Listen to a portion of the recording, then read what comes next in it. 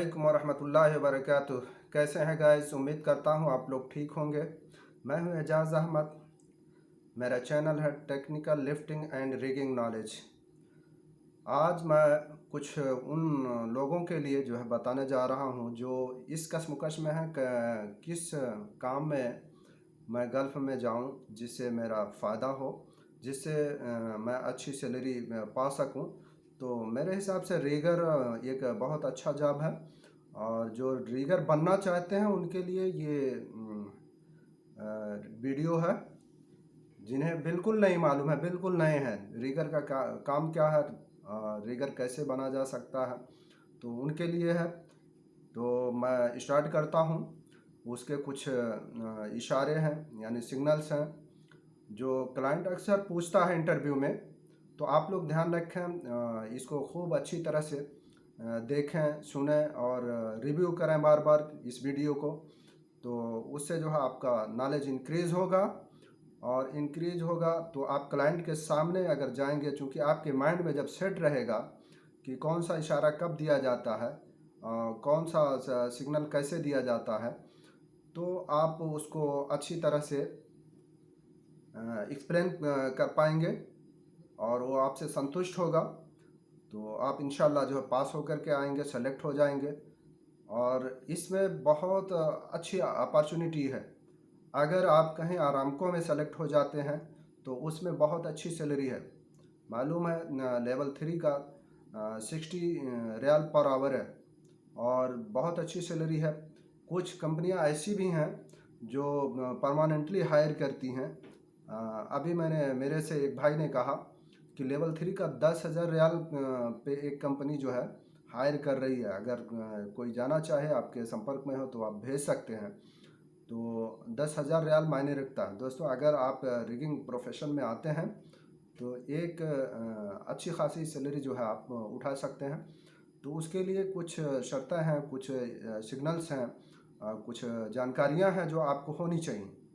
जैसे क्लाइंट क्या क्या पूछता है, रिगर से क्या क्या पूछता है, तो उसके कुछ सिग्नल्स हैं।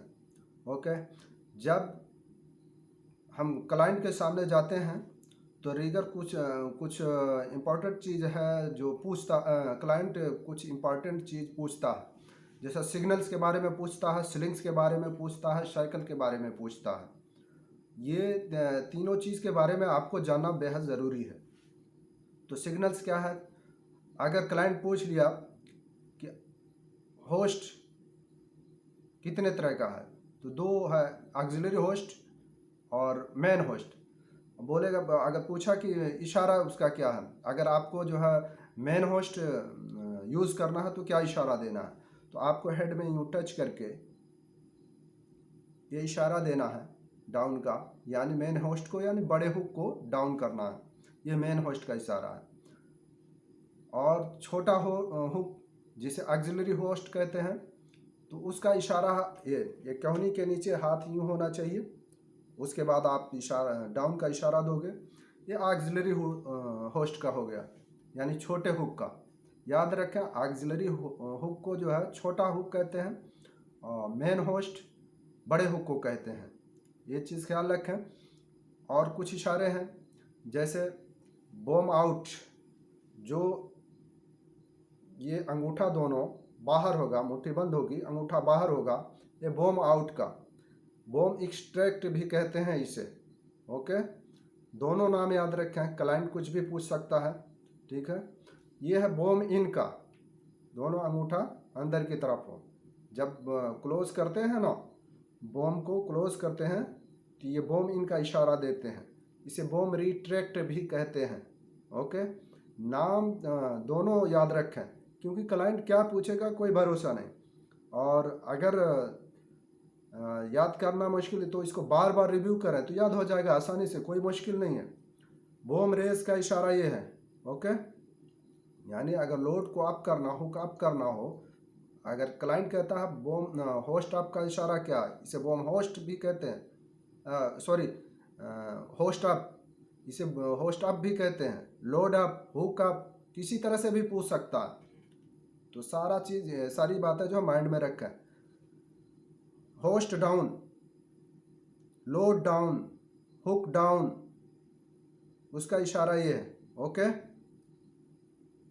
उसके बाद है स्विंग, स्विंग का इशारा, ये है स्विंग का इशारा, ये भी है स्विंग का इशारा। ठीक है, क्लाइंट अगर पूछ ले कौन सा इशारा है, स्विंग का इशारा है। ठीक है, जो बॉम लेफ्ट राइट करते हैं ना, स्विंग का इशारा है ये भी इस तरह से भी जो है रिगर्स यूज़ करते हैं। तो ये ऑपरेटर और रिगर्स में जो है अंडरस्टैंडिंग होनी चाहिए कि कौन सा इशारा यूज़ करना है। हालांकि ऑपरेटर माशाल्लाह सारे इशारे को जानता है, वो अच्छी तरह से समझ जाता है रिगर क्या कहना चाह रहा है। Okay, left left swing. Okay, ये भी इशारा है और ये ऐसे भी इशारा देते हैं। बॉम अप, ये थंब जो है ऊपर होना चाहिए, मुट्ठी बंद होनी चाहिए, ये बॉम अप का इशारा है। ये बॉम डाउन का इशारा है। अगर स्लोली अप करना है होस्ट को, यानी हुक को स्लो अप करना है, तो ये हथेली को ऊपर रखें, उसके नीचे ही उंगली का इशारा। स्लोली डाउन, हथेली को नीचे रखें। ओके, इसी तरह से स्विंग भी जो है, स्लो स्विंग का भी इशारा, स्लो स्विंग राइट, हथेली को इसके सामने रखें।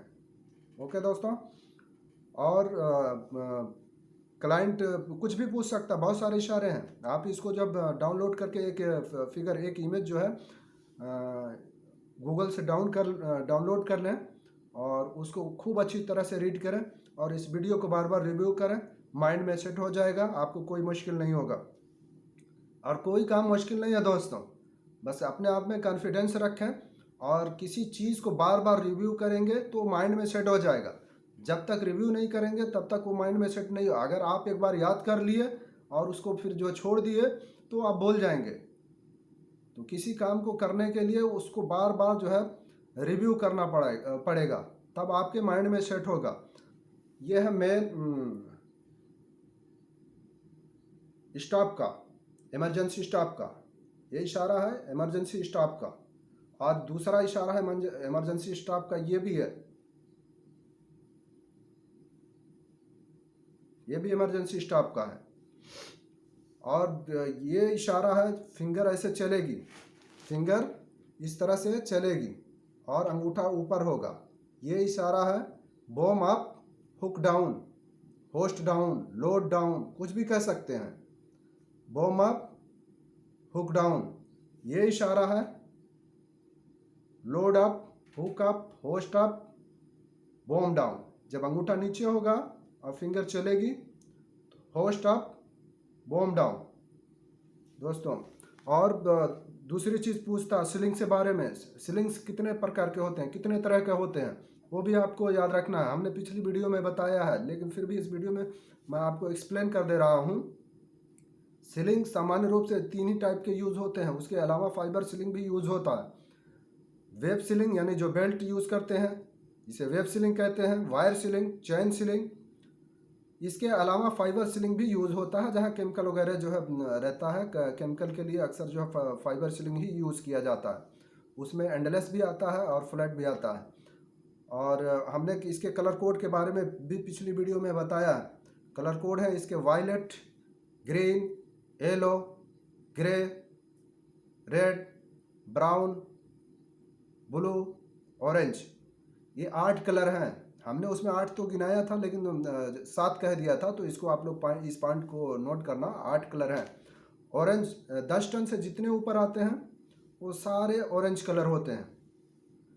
और सबकी कैपेसिटी, बेल्ट की कैपेसिटी उसके टैग पे लिखी रहती है। और लाइनिंग से भी हम पता करते हैं, जितनी लाइनिंग उस पर, एक काली लाइनिंग होती है बेल्ट पे, उससे भी मालूम होता है कि ये कितने टन का, जितनी लाइनिंग है उतने टन का है। और उसके टैग पे भी लिखा रहता है। और जो इंच उसका जो है चेक करते हैं कि चौड़ाई उसकी कितनी है, तो जितना इंच चौड़ाई होगी उतना टन का वो बेल्ट होगा।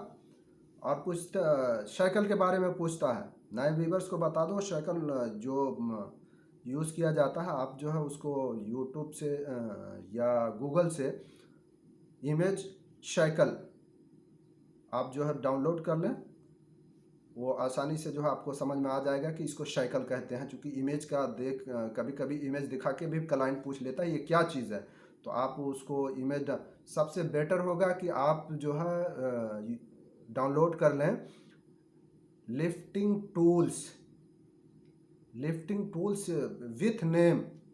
तो आप वो टूल्स का नेम जो है जान जाएंगे कि इसको क्या कहते हैं। ये सबसे आसान तरीका है, इससे बढ़िया कोई आप लोग को नहीं बताएगा दोस्तों। तो ये आसान तरीका है। और साइकिल जो है दो प्रकार के होते हैं, ये भी ध्यान रखें।